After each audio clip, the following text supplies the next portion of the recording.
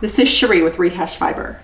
If you think you have some hand spun yarn that you can't use with anything, think again. I have got the project for you.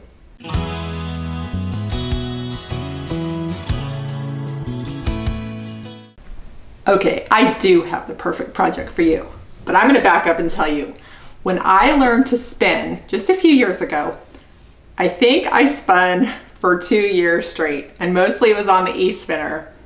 It is just such a good feeling, as you know, if you're a spinner, and it's fun to just keep going and going. So I kept buying fiber, spinning it. I was part of different fiber clubs, and that's all I was doing.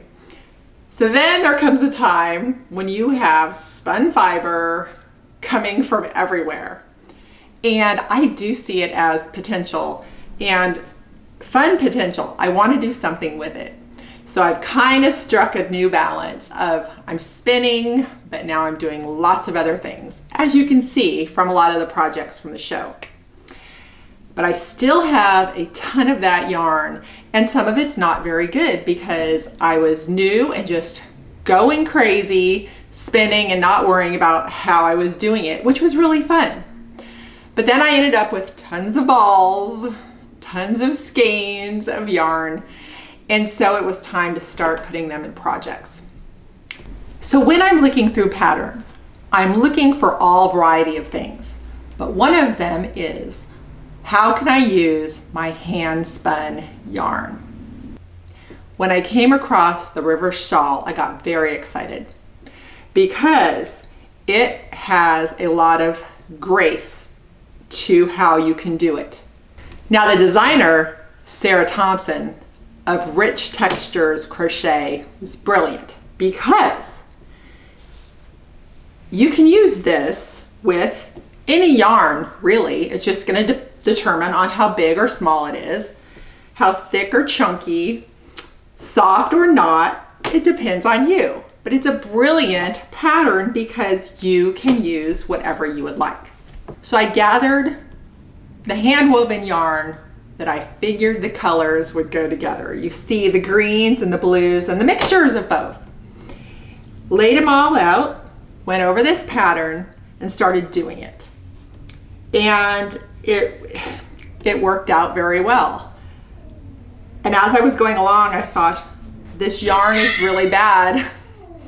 I'm sorry, my two cats are fighting. If you can hear the screaming, they're both the strays. Rocky, they were strays. For some reason, they're not getting along yet. Rocky's the big male you've seen here. Nala is a sweet, precious little girl that she actually came to us before Rocky. She was starving in our front dooryard. Now she's having a hard time with Rocky. I think I'm gonna have to boot them out the door. Anyway. All right, so as I'm crocheting this, first of all, I'm happy that I'm using up that yarn that has been sitting on the shelf.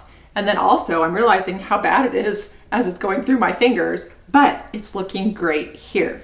Yes, it's thick and chunky and even, but do you see how when it's all together now, it's just very nice.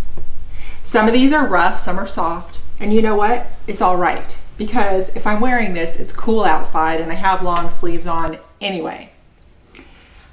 And if I'm not wearing it, it is absolutely beautiful to put over a chair. Nice throw. So I was very, very excited. It's an easy pattern. I used a J hook.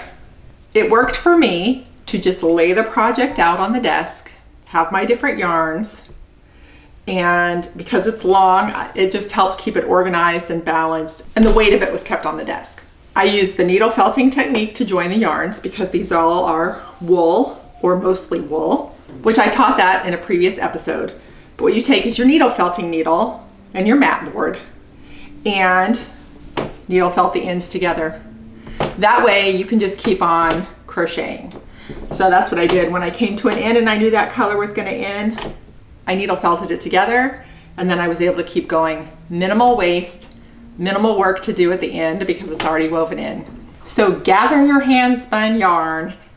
I hope you have a blast making it and you do end up with something you can wear.